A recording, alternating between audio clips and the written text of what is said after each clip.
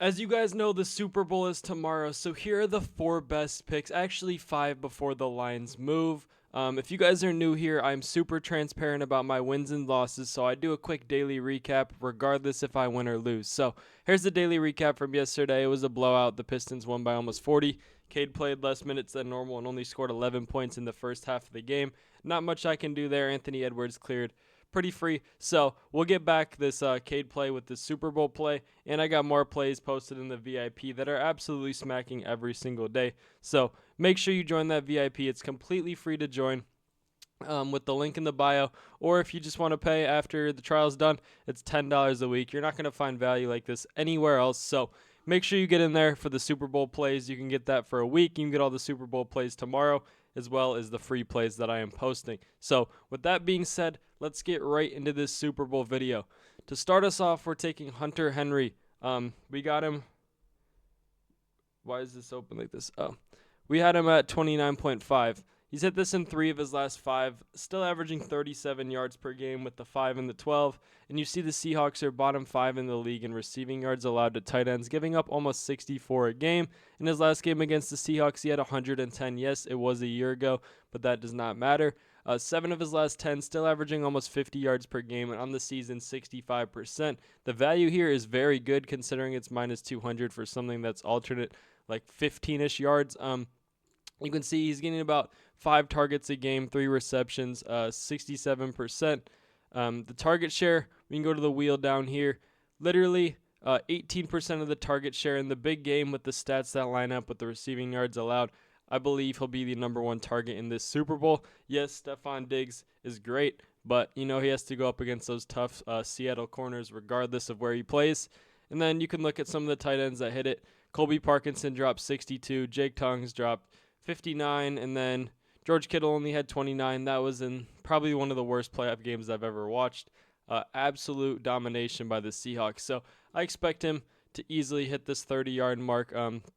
They're going to be passing more. I think the Seahawks are going to win this game, but 13 yards per reception, longest reception on average is about 20. He has the chance to do this in just 2 catches. I think he'll hit his receptions line as well tomorrow, but I really like the value we get out of this yards one, so that is why I took it. Then we're taking Kenneth Walker to score a touchdown. You look at this chart and you say, oh, it doesn't look very good, but there is very good value behind this, minus 160-ish. For him to score a touchdown, he's the only running back left, basically, the only one that's trusted to play tons of snaps in the Super Bowl. If the Seahawks are going to score, I believe it's going to be on the ground. Overall, you see they're only giving up 2 touchdowns a game. They are a very good run defense team in touchdowns against, but if Kenneth Walker doesn't score, I don't really know for the Seahawks who else is going to score. He might have 5, but Njigba, maybe. I really like this, though. You can see the red zone rush share. In the playoffs so far, he's been getting 89%, 75%, and this is before Charbonnet got injured. You can see the rush attempts. 44% of the rushing share, 36% of that is gone now, so it's going to be him and Halani. You could probably expect about a 75-ish% rush share, and then you can see in here, Charbonnet obviously was that red zone back, that's why you see these stats here, but now with him gone, this should be almost 100%. So I really like that. You can see here the running backs, they've only let Breece Hall score, right? But there's not really many running backs besides Hampton, Woody Marks, and Harvey that are maybe like you can verify to be good running backs against this this New England defense. So that plays really good. Pair those 2 up with each other. I'm going to take 1 minute before I give you guys the next 2 plays. And guys, make sure you're placing this on Chalkboard. They give you a $500 welcome bonus for the Super Bowl. They'll give you a deposit match. They'll give you free pack openings like this today. We got a JSN profit boost. Perfect. You can use that on this play. And then, guys, I got level 34 or 54. Michael Porter Jr. payout boost and then NBA boost. So pretty dope. And then, as you guys can see here, they give you all that. Plus, they'll give you this Kenneth Walker free square at full value just to get 1 total scrimmage yard. If he touches the ball once, this line is cash. You can add this to the play. It ups the value by almost 3x. So that is really good. Take advantage of that. If not, You'll be able to get the same free score on another app like PrizePicks or Underdog. They'll also give you $50.75 after you play your first 5 with code FFMI. You can get over $1,500 in bonuses with the links in my description. I highly recommend you take advantage of Chalkboard for the Super Bowl. By far the best app. Early cash outs if you don't like how it's going your way. Best lines, best payouts, easy payouts, and yeah. Then we're taking JSN over 69.5 receiving yards. He's gone over in all but 2 games on the season, averaging almost 105 yards per game. In his last game against the Patriots, he had 117. Yes, it was a completely different season, but he also had Geno Smith at QB. In his last 5 games, all but this one, where that game was just absolutely brutal. The Seahawks went and just destroyed the 49ers. He went over in every game but that one. So it's the Super Bowl. He is obviously their number 1 option.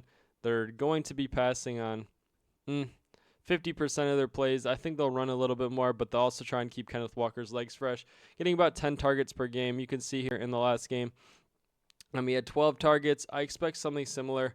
You can see that his target share is about 32%, getting about 25 yards per game on his longest catch. And yeah, I really do like this play. We can look at the target wheel down here. Target share about 36% in the Super Bowl. I know he'll be playing up against Christian Gonzalez, but JSN has never failed anybody. I really do like this play. You can see still a threat in the red zone. Obviously, it doesn't matter that much for our receiving yards, but it doesn't really change much if they're in the red zone a lot. Mims had 62, Higgins had almost 60, Hutchinson had 45, John Mechie 41. Like they're giving it up pretty easy. It's the Super Bowl, as you said. It's going to be pretty pass heavy. So expect that. And then the last play we have Andy Borregales over 1.5 kick or extra points. I honestly don't know how this is a line. Yes, the Seahawks have a very good scoring defense, but he's hit this in 16 of his last 18 games, averaging 3.2 extra points a game. Against the Broncos, he only had 1. Against the Texans, who have a great defense, he had 3. The Seahawks are right in the middle. Chargers missed it. You guys can see here. Pretty average teams, but it really not. I don't think he's going to get blocked, but and all they have to do is score 2. So the team's scoring about 3 touchdowns a game. Obviously, he can't kick points when the team doesn't score two touchdowns. But you guys, Mevis, the Chargers against the Seahawks, his line was at 2.5. He had 3. So I really think we're getting good value out of all of these plays. There's not much research on this. This one is just like how the Super Bowl should go. It's a pretty high-scoring game, and the spread is only 4.5. So it's going to be close. If that all works out, the game plays out the way it should be. These plays are all absolutely free. You guys can see I put $2,500 on it right here. It's a 4x, and then you could put the Kenneth Walker in there, and it should be about a 10x, honestly. I think it might be like 8.5 to 10x, somewhere around there, but this should pay me out around 10K when it hits. And as always, guys, like, comment your thoughts, and subscribe. I make videos like this every single day for free. If you're new here, please drop the like and comment what your favorite play on this video is. We'll see you guys for after the Super Bowl. I might make one more Super Bowl video, but these are the 4 best picks. I don't want to push something out that's garbage just to put a video out. So those are the 4 best picks. Lock those in. I'll see you guys on the Super Bowl Sunday. I'll probably make an NBA video or a college basketball video depending on the games. But here we go, boys. See you boys tomorrow.